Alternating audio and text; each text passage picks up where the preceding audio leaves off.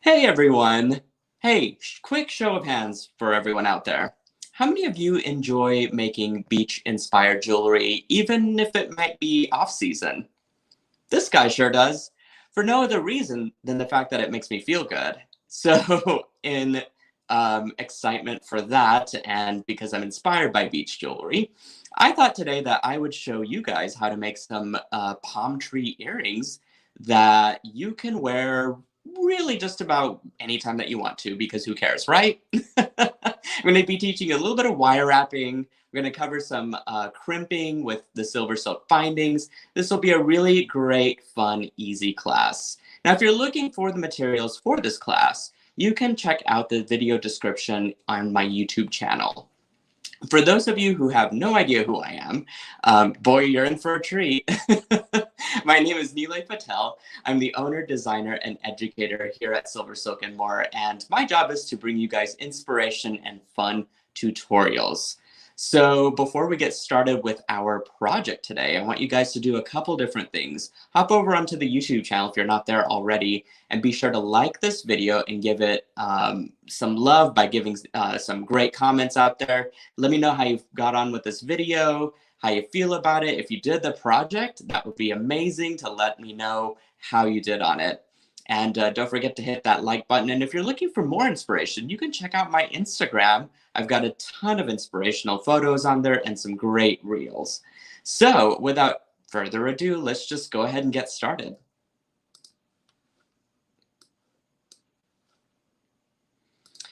Alrighty, I have a few materials at my table already. You don't need much else than this actually to do this project, which is great. And I've got my bead set out, so I'll cover that in a second here. But let me start with the tools because that's where I normally like to start with. This is my Lindstrom cutters. I use this for beading wire. I use it for stringing wire. I use it for craft wire, for SilverSilk.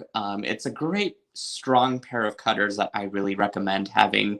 And you might have a preference of your own, but just make sure that they are nice and sharp and great to work with. I have a pair of Weber's chain nose pliers. These are great for gripping craft wire, as we'll be doing today. And this is pretty much the only tool that you'll need other than the cutters. As for materials, I've got some capture chain. This is metallic copper, which means that it has a dark gunmetal color ball chain that runs inside of a knitted tube that's made with copper wire. So this has a very rustic, dark metallic feel to it, hence the name metallic copper. And you really don't need much more than 6 inches today. I've got a little bit more than 6 inches, which is perfectly fine. But you just need a little sliver of it for the earrings. And then I've got some matching findings. These are single strand end caps. And these are specially made for SilverSilk because they have teeth that are aligned inside of the end cap, as you can kind of see there. And they grasp onto the ball chain core that's inside of the capture chain. So you don't need any glue and you don't need any other special tools really outside of your chain nose pliers. Or if you have a pair of flat nose pliers, as I do here, these wide flat nose pliers, you can definitely grab that. And these are dipped in Tool Magic, actually. So they have a really great grip and they're not going to mar or nick my finding. So you could even use these if you wanted. Let me just put those over to the side as well. I've got a pair of Terminators. These are 9mm Terminators. You can see that they're very similar to the end caps, but they don't have a little loop at the top. And these are great for just capping off the ends professionally and just to have a nice clean finish without having to do anything else to the knitted wire. So just have a couple of those. And then I've just got some standard earring hooks. As you can see that they match that copper tone. And then I have some 26 gauge craft wire from Softflex Wire. And this is non-tarnish. And it is also in copper color. And this is what we're going to be using to construct our palm tree leaves. Which brings me to our beads. So let me show you what I've pre-strung already. These are little tulip beads. So the petals on this resemble that of a tulip. And they have a hole at the top. And then they're sort of a wide dagger shape. They come in many different colors. These are considered check glass beads, and they're just really fun and colorful. And I thought, what better way to go tropical than to have sort of this darker garnet and green color palette. And it matches the copper so well. And then I've got some smaller 2.5 millimeter little glass rondelles as well. These are faceted, so they just add a little extra shimmer if you're looking for some shimmer in your palm tree earrings. And they also help to separate those dagger beads out and give them enough space, or I should say tulip beads. And because you want a little bit of space since they won't be butting up against each other. So yeah, I just use the little crystals in between. And I've strung a total of 12 tulip beads with 12 of the crystals in between them. And I just ended at the crystal here on each of my 2 strands. So I've got one per earring, one here and one here, that are ready to go. So let me go ahead and grab my chain, my capture chain here. I've got a little ball that sticks out here at the top, a little bead, so I'm going to trim that off. And what I want to do is go ahead and precondition the wire, which means just getting rid of any of these little wire fuzzies, as I call them, which it's a silly term, but I do like silly terms because they help with the memorability and just making sure that we go through all the different steps to achieve our professional constructed earring. So what I'm going to do here is actually just try and get as many of those little wire particles out, the wire fuzzies, if you will, if you follow my vocabulary. And there's usually about 4 if you cut the ends off from your capture chain. And I'm going to go ahead and insert it into the channel of my single strand end cap. And I'm going to take my wide nose pliers that have been dipped in Tool Magic. And I'm going to go ahead and press all of that down, get it all crimped. As you can see, that seam is nice and closed. And when I tug on it, it's not going to come out. Really, I probably should have cut this in half, which I could still do. I won't need all of this again. This will just be up to how big of a palm tree you wish to have. For mine, I'm going to make my palm trees a little bit smaller, but I'm going to go ahead and use up all of that capture chain that I have at my disposal here. Okay, sometimes there's a little extra piece of wire, no big deal. We just kind of, you know, press those in and just trim it if we need to. And just do your best to clean up those ends. These little wire particles get into the way of your crimping, and so you really don't want them in there. Okay, grab my finding. Go ahead and press it in. Grab your wide nose pliers and press. Generally, you want about 2 of the beads of your ball chain inside, with, of course, the wire over it, inside of the end cap, and that's how you know you've got a really secure hold. I'm not going to worry too much about the other end right now. Let's go ahead and get to the fun part, which is the beading. And what I'm going to do, I have a little wire stopper, or a bead stopper at one end. This will just make sure that I really, because I'm very klutzy, you guys. I'm very klutzy. So if the wrong action or move happens, it's like game over for my beads. So I need all the help I can get. So I just put a bead stopper at the end. You could put a little knot on the wire if you wanted. But really, I am just going to go below one bead and just string it right through. And I'm starting with the side that has the tulip bead. And the other thing I want to make sure whenever I start to wrap this around is that my tulip beads are face down. And that way they will stack really well. So I'm going to probably give myself about a couple inches here, maybe 1.5 inches of extra wire. And then I'm just going to wrap it around once for now. Just like that. And then I'm going to go in and start to wrap this around. Okay. And I need to make sure that I give myself enough wire slack so that these beads can kind of fit comfortably against each other. But really the idea here is just to coil. And once I've done this, then I can go back and coil the rest of my little wire around to cap off the top there. But this is so easy, and it looks like it's been bead stitched onto the capture chain, but it's really not. You're just simply wire wrapping and cheating all of the bead weaving here. Sometimes I'm not ashamed of my shortcuts, what can I say? So I'll just end here with my little crystal bead. And as you can see, my palm tree is practically constructed already. You can kind of push this up if you want to compress it just a little bit. And then once it's sort of comfortably coiled around here, you can go ahead and take it off the bead stopper while holding everything in place. And I'm really just gonna, I need to trim this down just a smidge. And then I'm gonna just go ahead and trim this. I'm gonna go ahead and stitch it through the capture chain. I already trimmed it, so I just need to stitch it. And then you coil the rest of your wire around the capture chain. I like to go maybe about 3 times just for good luck. If your palm tree is a little too organized, you can definitely go back and stagger that, and it'll just magically stagger if you twist and turn it to your liking. As you can see, I did there. It was aligned before, but now it's nice and staggered. So, and then they just kind of like move, which is really cool. So once you get it coiled around 3 times, I'm going to trim the wire, and I'm just going to use my chain nose pliers to tuck in the end so that it won't shift or move later. Same thing to the top side. Since I've already went ahead and strung it through the capture chain, I know it's secure. So I can really just do exactly the same as before.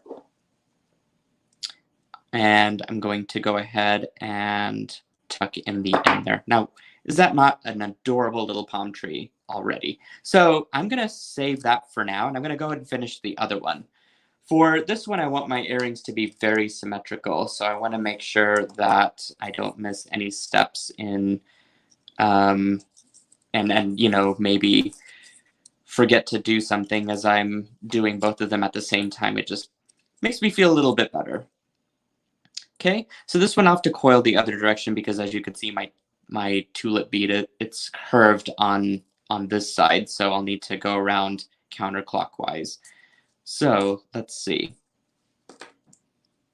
I'll just coil it once, and then I'll start to feed in the beads, and then I'll start to coil all of them. So let's scoot some more down.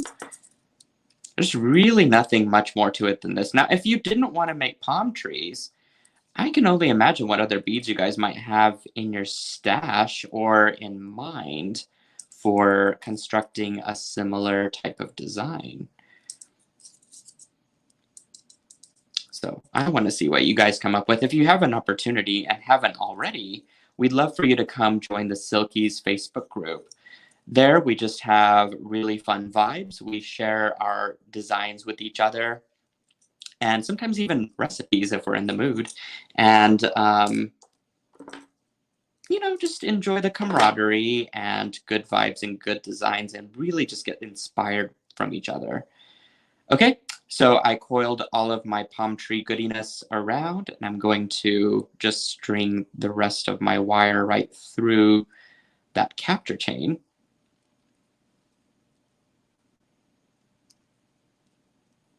While holding everything in place. Sometimes it's a little tricky and it does maybe get a little loose, but that's okay. You can always tighten it up.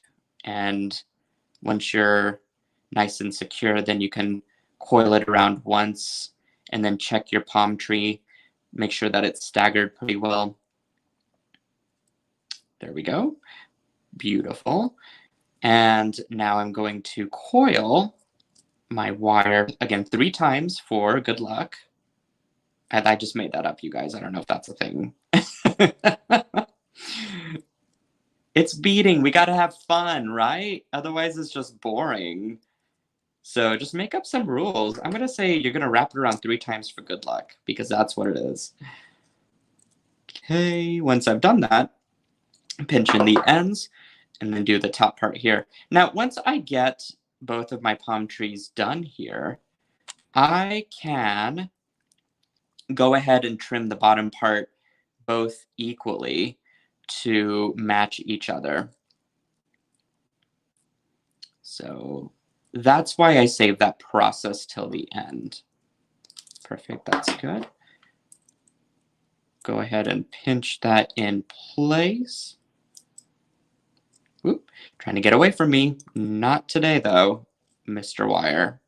You are going to, there we go. You are going to obey. All right, there we go.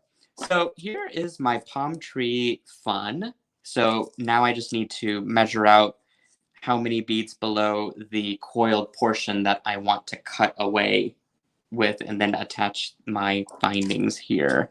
So let's do, let's see, 1, 2, 3, 4, 5. If I do 5, I should land myself at about right there, which I think is perfect. So 1, 2, 3, 4, 5. Cut. And remember, we're going to shake off those wire fuzzies because we do not want them in our way. Once you do that, I just give a good pinch. Go ahead and insert your end cap. Now, here's where you probably want to pay a little more attention to. You want the seam of your end cap to offset where you're finding, where, let me rephrase that. Where you put your first end cap, your single strand end cap, you don't want the seam to be offset and face the direction that it is facing for the viewer. I think that tends to kind of look a little unprofessional, and you know, you want to pay attention to those details for sure, because that's really going to make the difference of a really high quality design. So make sure that whenever you do this, that you just have your SilverSilk logo facing up and then insert it in. And then once you have that in place, just try and hold it to the best of your ability, and then go back in and crimp.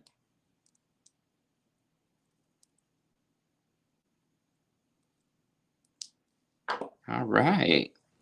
Look at that cute little palm tree. And it does shimmy whenever you shake it. So that's what we're looking for. All right, same thing here. 1, 2, 3, 4, 5. Trim. Get those wire fuzzies out of the way. Oop, one more. There we go. Okay, I'm going to pinch and then I'm going to position. So got my SilverSilk logo facing up, and then I'll just insert this in, go back in and squeeze.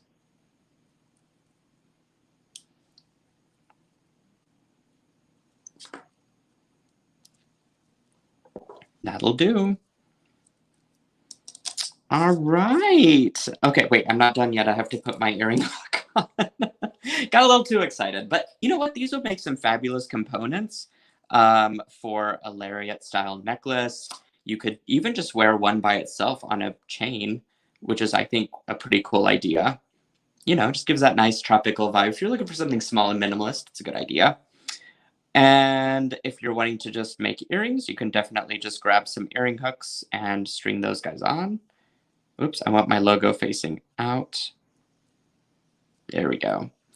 And you have got yourself some snazzy palm tree earrings that is beach inspired, but also you can make it any time of the season. And I don't know, with holidays and stuff come up all the time, right? Birthdays, end of the year stuff, New Year's, whatnot. And we just tend to give away gifts. And I think these would make an excellent gift for someone that is very beachy and lives near the beach, right? So it's never really out of season.